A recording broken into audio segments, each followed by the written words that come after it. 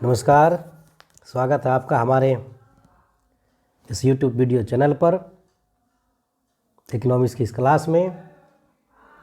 मैं हूं doctor SR. सागर और आपके लिए लेकर आया हूं आज एक नया टॉपिक जिसका नाम है law of demand. Law of demand यानी मांग का नियम। बिल्कुल मैं इसे हिंदी में समझाऊंगा, इंग्लिश को देखकर भागे ना। लॉ ऑफ डिमांड क्या है, इसको समझने के पहले हम लोग समझेंगे कि डिमांड क्या है, किसको डिमांड कहेंगे और डिमांड किन किन फैक्टर पर डिपेंड करता है, यानी डिमांड का फंक्शन क्या है। और उसके बाद तब देखेंगे कि लॉ ऑफ डिमांड क्या है। हम ये भी देखेंगे इस वीडियो में किसको कहेंगे एक्सटेंशन इन डिमांड, किसको कहेंगे कॉन्ट्रैक्शन इन डिमांड, कब कहेंगे कि डिमांड इंक्रीज हुआ, कब कहेंगे डिमांड डिक्रीज हुआ। इन सारे पॉइंट को हम इस वीडियो में कवर करने जा रहे हैं। माइक्रो इकोनॉमिक्स का एकदम ये महत्वपूर्ण टॉपिक है, कंज्यूमर बिहेवियर्स का टॉपिक है। बिना कंज्यूमर बिहेवियर्स को पढ़े आप माइक्रो इकोनॉमिक्स को नहीं समझ सकते हैं। बहुत ही बेस प्रदान करता है यह टॉपिक इकोनॉमिक्स को समझने के लिए। तो चलिए चलते हैं, हम लोग आगे बढ़ते हैं, देखते हैं लॉ ऑफ डिमांड क्या है। क्योंकि हमारे इस चैनल पर बहुत सारे वीडियो अपलोड हो चुके हैं, स्टैटिस्टिक्स की लगभग सारी वीडियोज अपलोड हो चुकी हैं। अब जो है ये हमारी जो नेक्स्ट सीरीज चल रहा है, ये माइक्रो इकोनॉमिक्स का टॉपिक वाइज वीडियो अपलोड हो रहा है ना। हम किसी भी टॉपिक को छोड़ने नहीं जा रहे, एक तरफ से सारे टॉपिक को कवर करने जा रहे हैं। अन्य यूट्यूबर की तरह हम ये नहीं करते, थोड़ा सा प्रचार किए, किसी टॉपिक को बना के डाल दिए और उसके बाद जो है बाकी वीडियो जो है प्राइवेट कर लिए। मेरा सारा वीडियो जो है पब्लिक रहेगा, जितने वीडियो अपलोड होगी सारे के सारे पब्लिक रहेंगे और लेक्चर वाइज अपडेट रहेंगे।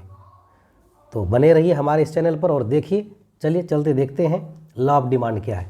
देखिए लॉ ऑफ डिमांड यानी ये है हमारा, इसको हिंदी में कहते हैं मांग का नियम, है ना।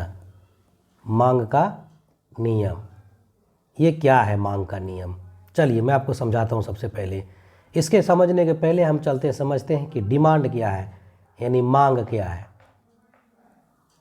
कब कहेंगे कि मांग हुआ, डिमांड हुआ।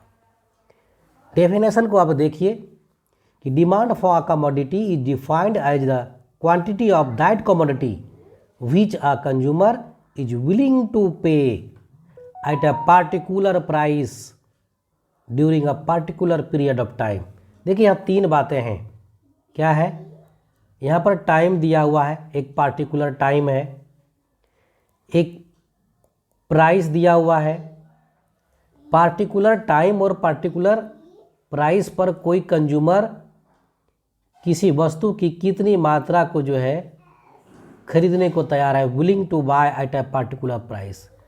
एक पार्टिकुलर प्राइस पर, क्या है, पार्टिकुलर प्राइस पर,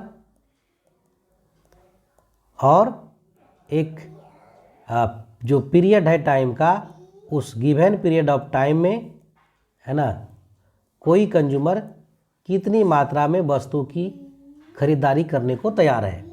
मतलब एक निश्चित समय में एक निश्चित कीमत पर कोई भी कंज्यूमर, कोई भी उपभोक्ता, कोई व्यक्ति किसी वस्तु की कितनी मात्रा खरीदने को तैयार है, उसी को हम लोग कहेंगे मांग, डिमांड कहेंगे उसको, है ना। चलते हैं डिमांड फंक्शन क्या है ना, जिसको हम लोग कहते हैं मांग फलन। क्या कहते हैं, मांग फलन, डिमांड फंक्शन। यानी मांग पर किन किन बातों का प्रभाव पड़ता है, मांग फलन क्या है ना, इस चीज़ को देखते हैं। देखिए डिमांड फंक्शन क्या, what is demand function. Demand function क्या शो करता है, that it shows the functional relationship between demand for a commodity and its determinant. तो जो डिमांड का डिटर्मिनेंट है, मांग का जो निर्धारक है, उसका क्या प्रभाव पड़ता है। तो ये देखिए एक फंक्शनल रिलेशन दिखाया है। क्या है, D x, demand of commodity x is the function of P x, यानी प्राइस ऑफ उस गुड्स का, एक्स गुड्स का, P Z price of related goods का, वाई कंज्यूमर का इनकम, टेस्ट है ना, ई जो फ्यूचर एक्सपेक्टेशन है वह, एन नंबर ऑफ कंज्यूमर, और ये डिस्पोजल इनकम जो है कंज्यूमर का। कई बातों का प्रभाव पड़ता है मांग पर। तो मांग जिन चीज़ों से प्रभावित होती है वो मांग को प्रभावित करने वाले फैक्टर होते हैं, कारक होते हैं, और इनके बीच जो फंक्शनल रिलेशन होता है उसको हम लोग कहते हैं डिमांड फंक्शन। जैसे यहाँ आप देख रहे हैं, ये देखिए, demand is the function of P X price of X goods, P Z price of related goods other goods, Y income of consumer, T taste of the consumer, E future expectation भविष्य में खरीदारी की जो संभावना है, N number of consumer, Y dead disposal income consumer के पास खर्च करने के लिए कितनी आय है ना। इन सारे चीज़ों पर डिपेंड करता है। तो जो ये सारे फैक्टर हैं, ये सारे फैक्टर और जो डिमांड ऑफ गुड्स का उसके बीच का जो फंक्शनल रिलेशन है, इसी को हम लोग कहते हैं डिमांड फंक्शन। क्या कहते हैं? Demand function. चलिए आगे बढ़ते हैं। ये तो हो गया डिमांड फंक्शन। अब लॉ ऑफ डिमांड क्या है? What is law of demand? Law of demand क्या कहता है? लॉ ऑफ डिमांड कहता है कि प्राइस, किसी गुड्स का प्राइस और उसकी जो क्वांटिटी डिमांडेड है उसके बीच इन्वर्स रिलेशन होता है, उल्टा संबंध होता है, जब अन्य बातें समान रहे। कब? जब अन्य बातें समान रहे। चलिए इसके डेफिनेशन को देखिए।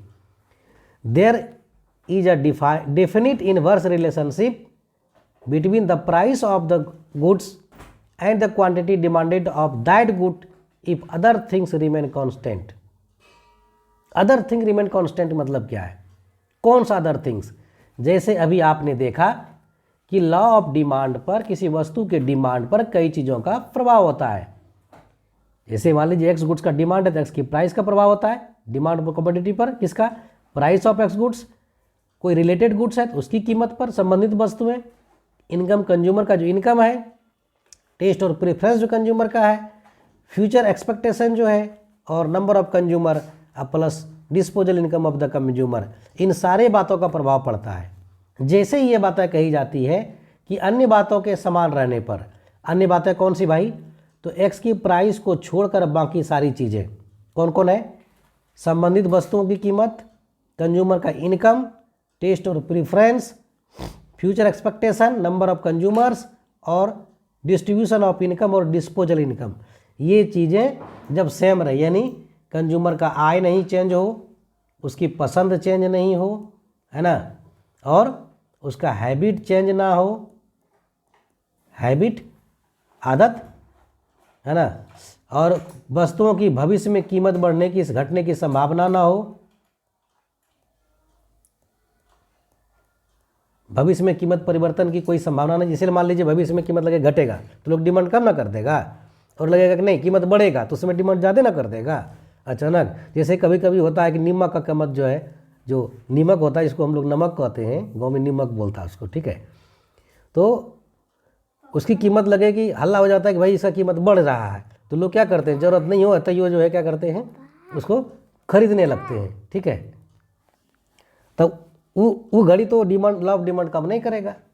अब एक बात और है, जैसे मान लीजिए कहते हैं कि भाई उसका हैबिट चेंज ना हो, पसंद चेंज ना हो, तो अब तब वहाँ पर जो है किसी वस्तु का डिमांड जो है वो उसकी प्राइस पर डिपेंड करता है ना, हैबिट चेंज नहीं हो। तो अब अचानक सा किसी व्यक्ति के पास में जो है बहुत सारा धन आ जाए, इनकम बढ़ जाए, जहाँ कैसे 20 लाख मिल जाए, 10 लाख मिल जाए, तो व्यक्ति जो नहीं खरीदना वो खरीदने लगेगा, ठीक है। तो यहाँ पर क्या है कि लॉ ऑफ डिमांड तभी काम करेगा जब उसका ये मान के चला जाएगा इनकम स्थिर रहेगा, उसका जो हैबिट है, पसंद है, या फिर अन्य उस संबंधित वस्तुओं की जो कीमतें हैं वो चेंज ना हो, ठीक है, तब लॉ ऑफ डिमांड काम करेगा। तब क्या करता है, तब जो डिमांड ऑफ है किसी वस्तु का, उसके प्राइस का फंक्शन होता है, यानी प्राइस और वस्तु का जो डिमांड है उसके बीच एक फंक्शनल रिलेशन होता है। कैसा रिलेशन होता है? देखिए हमने कहा भी एजम्पशन जो है कि लॉ ऑफ डिमांड का कुछ एजम्पशन है, उसको देखते हैं। जैसे अभी समझाया, अभी बताया आपको कि price of the related goods remain the same, संबंधित वस्तु कीमत नहीं बदलनी चाहिए। ऐसा ना हो कि चीनी की कीमत बढ़ने लगे तो गुड़ वह सस्ता हो जाए। जो कंज्यूमर का इनकम है वो कांस्टेंट हो या अनचेंज्ड हो, वो ना बदले। टेस्ट प्रेफरेंस कंज्यूमर का चेंज ना हो, पहले जैसा हो। जो गुड्स कंज्यूम कर रहा है वो छोटा बड़ा ना हो, मीनिंग होमोजीनस गुड्स हो। अगर रोटी खा रहा है तो रोटी है एक ही जैसा रोटी है, छोटा बड़ा ना हो, ठीक है ना। सेब खा रहा है तो सेब भी छोटा बड़ा ना हो, एक जैसा हो। और जो भी वस्तु वो कंज्यूम कर रहा है वो नॉर्मल गुड्स हो। ये एजम्पशन है लॉ ऑफ डिमांड का, है ना। अब इसके बाद क्या है, इस डिमांड को फॉलो करते हुए ये कहता है कि किसी वस्तु का जो क्वांटिटी डिमांडेड है वह उसके प्राइस के साथ जो है क्या है, इन्वर्सली रिलेटेड है ना। नहीं तो लॉ ऑफ डिमांड काम करवे नहीं करेगा। चलिए चलते आगे बढ़ते हैं। अब देखिए डिमांड एक शेड्यूल, डिमांड शेड्यूल। ये डिमांड शेड्यूल क्या होता है, एक डिमांड शेड्यूल क्या होता है कि जो एकदम अलग अलग प्राइस पर कोई कंज्यूमर किसी वस्तु की कितनी मात्रा खरीदने को तैयार है, अलग अलग प्राइस पर।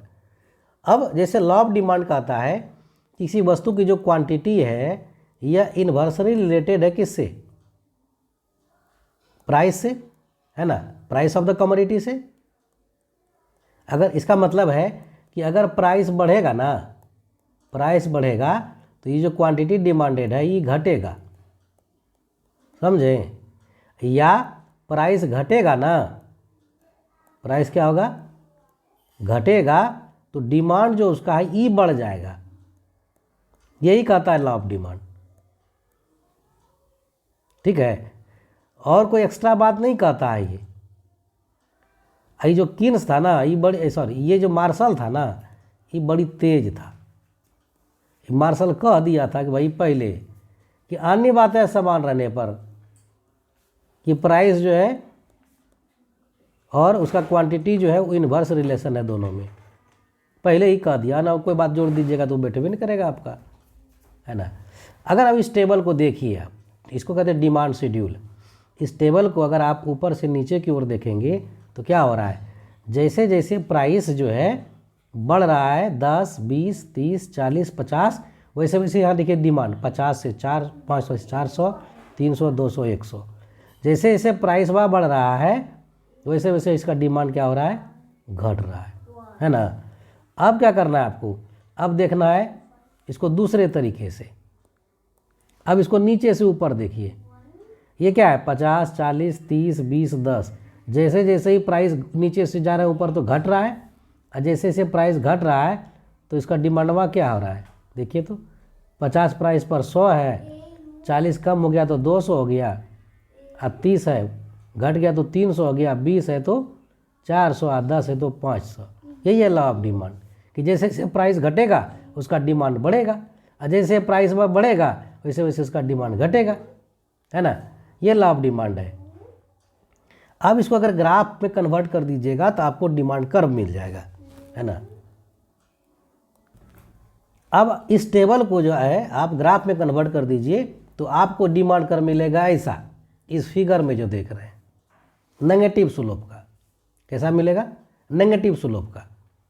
अब डाटा के हिसाब से आपका डिमांड कर्व जो है ना, कोई जरूरी नहीं कि स्ट्रेट लाइन हो, ये ऐसे कर्व भी हो सकता है, लेकिन ये नेगेटिव स्लोप का होगा। क्या होगा, नेगेटिव स्लोप का होगा। हम बताएंगे नेगेटिव स्लोप का काहे होगा, है ना। तो ये देखिए हमने ये वाई एक्सिस है और ये यहाँ पर एक्स एक्सिस है ना। एक्स एक्सिस पर हमने क्वांटिटी डिमांड को रखा है, वाई पर प्राइस को रखा है। ये हमारा डिमांड कर्व है डी डी। अब डिमांड कर्व है तो यहाँ पर हम लेके चलते हैं आपको कि मान लीजिए कि इतना प्राइस है ओपी, इस प्राइस पर देखिए कितना डिमांड है, इतना डिमांड है, या कहिए इतना प्राइस पर इतना डिमांड है एन, यानी ओपी प्राइस पर कितना डिमांड, इतना प्राइस है तो डिमांड कितना है, इतना है। ओपी प्राइस पर ओ एन डिमांड यू है, ठीक है। अब प्राइस को थोड़ा कम कीजिए, ओपी से घटा दीजिए, यहाँ से घटा के नीचे लाइए, थोड़ा यहाँ लाइए, कितना लाए P1 पर। अब OP1 पर लाते हैं प्राइस पर, कितना डिमांड है, ये आ जाइए यहाँ, तो यहाँ से लेके यहाँ तक डिमांड हो गया, N1 नाम दे दीजिए। तो जैसे प्राइस कम हुआ डिमांड हुआ क्या होगा, O1 तक बढ़ गया, है ना। तो ये है हमारा लॉ ऑफ डिमांड। तो डिमांड कर्व कैसा होता है, नेगेटिव स्लोप का होता है, ठीक है। चलो नेक्स्ट चलते हैं। अब क्या कारण है कि हमारा डिमांड कर्व जो है वो नेगेटिव स्लोप का होता है। जैसे मान लीजिए कि ये हमारा डिमांड कर्व है, बना लेते हैं, ये मान लीजिए डिमांड कर्व है, तो ये नेगेटिव स्लोप का काहे होगा, दूसरा स्लोप का काहे नहीं होगा? तो उसके कई कारण हैं। चलिए इस कारण को हम बताते हैं आपको। सबसे पहले law of diminishing marginal utility है ना। ये कहता है कि जैसे जैसे किसी वस्तु की हम अगली इकाई को कंज्यूम करते हैं तो उससे मिलने वाली जो मार्जिनल यूटिलिटी है वो हमको कटते जाती है। दूसरा सब्स्टिट्यूशन इफेक्ट भी है। अगर एक वस्तु का प्राइस बढ़ेगा तो भाई उससे रिलेटेड गुड्स जो है उसके डिमांड बढ़ जाएगा, इनकम इफेक्ट है। और जो कंज्यूमर न्यू कंज्यूमर है वो भी डिमांड क्रिएट कर सकता है। तो इन सब कारणों से क्या होता है, हमारा जो डिमांड कर्व है वो नेगेटिव स्लोप का होता है। ठीक है, अब चलते हैं नेक्स्ट। इसमें जो है जो बातें हैं वो आपने पहले देखा नहीं होगा, या इसको आपने समझा नहीं होगा, या आपको बताया गया नहीं होगा, है ना। कुछ तो बातें रही होंगी। Extension in demand, contraction in demand क्या है, चलिए उसको समझते हैं। एक्सटेंशन इन डिमांड क्या है, कॉन्ट्रैक्शन इन डिमांड क्या है। लॉ ऑफ डिमांड को समझा, उस हिसाब से यहाँ पर देखिए हमने बनाया है इस ग्राफ को। ओ एक्स एक्सिस पर हमने क्वांटिटी डिमांडेड को रखा है और ओ वाई एक्सिस जो हमारा है इस पर हमने प्राइस को रखा है। ठीक है, अब देखिए ये हमारा डी डी जो है ये हमारा डिमांड कर्व है ना। अब ये डी डी डिमांड कर्व ऐसा है, जैसे क्या कर रहा है, मान लीजिए इतना प्राइस लेके चलते ओपी प्राइस पर, तो इस पर डिमांड इतना है, यानी या कहिए इतना प्राइस पर इतना डिमांड, एन डिमांड ओ से एन तक का। अब क्या करते हैं कि प्राइस को यहाँ पर घट जाए, प्राइस ओपी था तो घट के अगर P1 हो जाए तो देखिए डिमांड कितना होगा इस कर्व के हिसाब से, ये देखिए कितना होगा,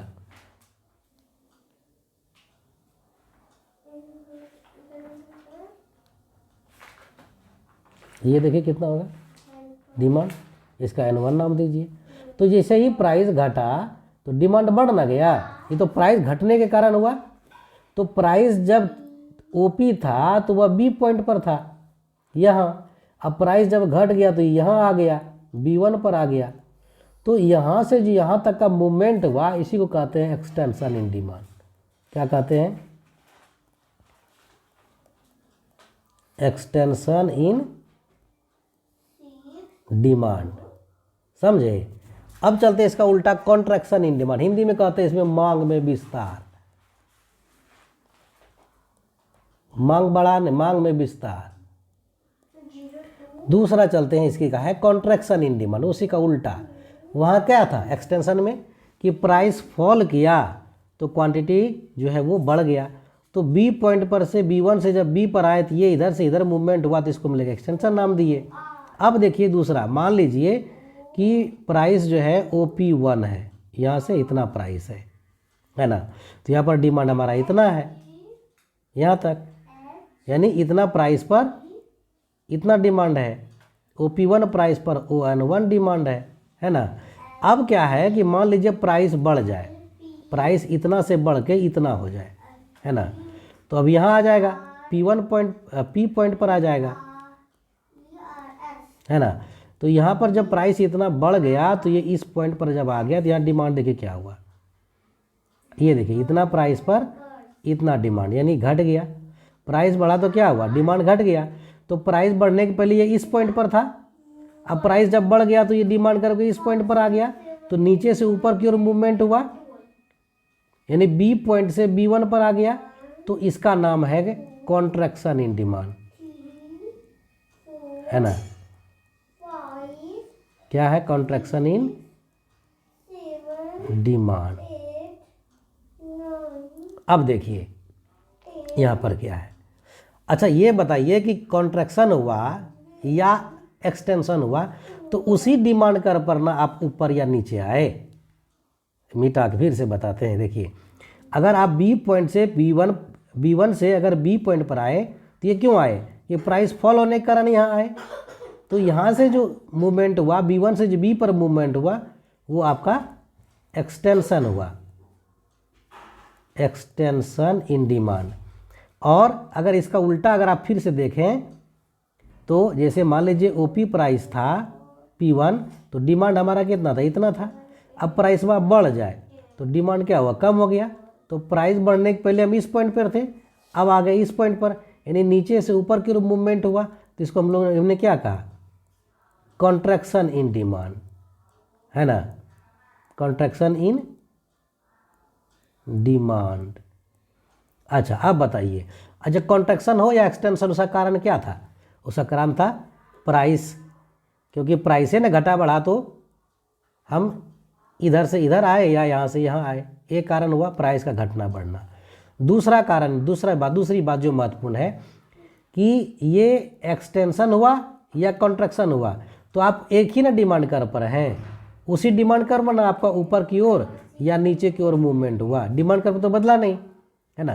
तो यहाँ पर एक्सटेंशन और कॉन्ट्रैक्शन का कारण है उसका प्राइस का चेंज होना।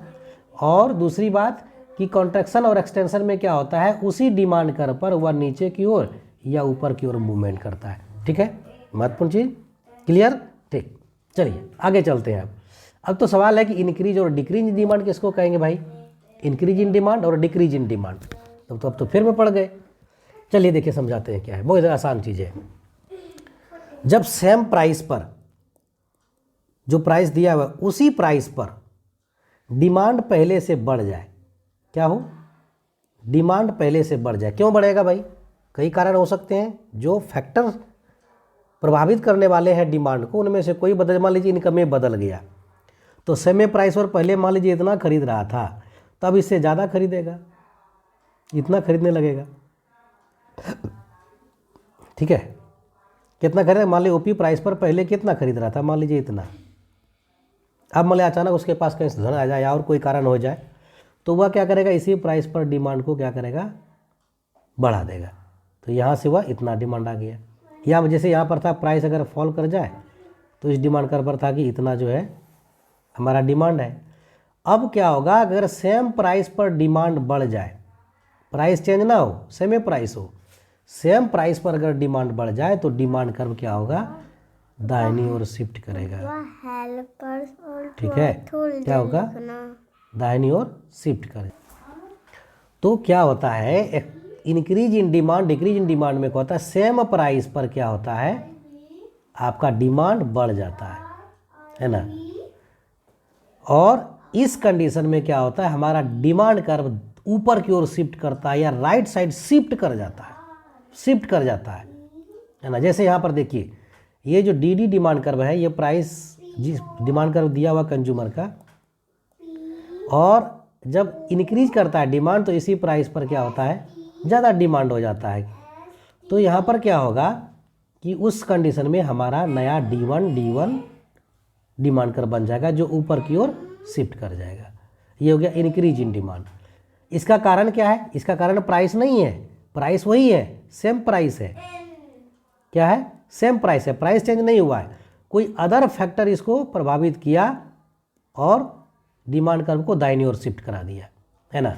और क्या है, इंक्रीज डिमांड में क्या हुआ, शिफ्ट हो गया आपका डिमांड कर्व, ऊपर की ओर शिफ्ट हो गया।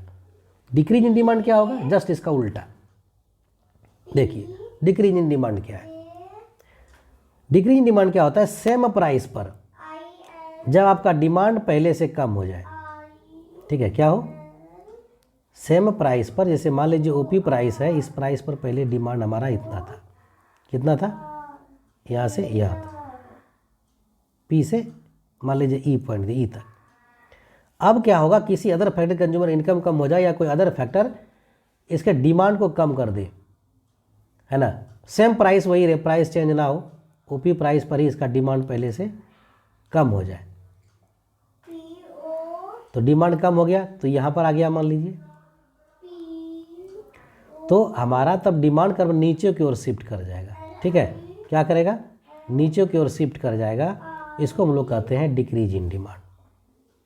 ठीक है, तो यहाँ पर आपका जो कॉन्सेप्ट हो गया, लॉ ऑफ डिमांड क्या है, कौन कौन से फैक्टर प्रभावित करते हैं, डिमांड फंक्शन क्या है, increase in demand decrease in demand क्या है, extension in demand contraction demand क्या है, इनमें आपको फर्क समझ में आ गया होगा, हमको लगता है अच्छे समझ गए होंगे।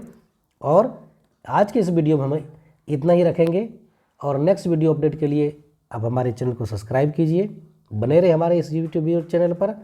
इकोनॉमिक्स की पूरी क्लास आपको यहाँ पर मिलेगी ऑनलाइन, बिल्कुल मुफ्त में। ठीक है, तो चलते हैं, धन्यवाद।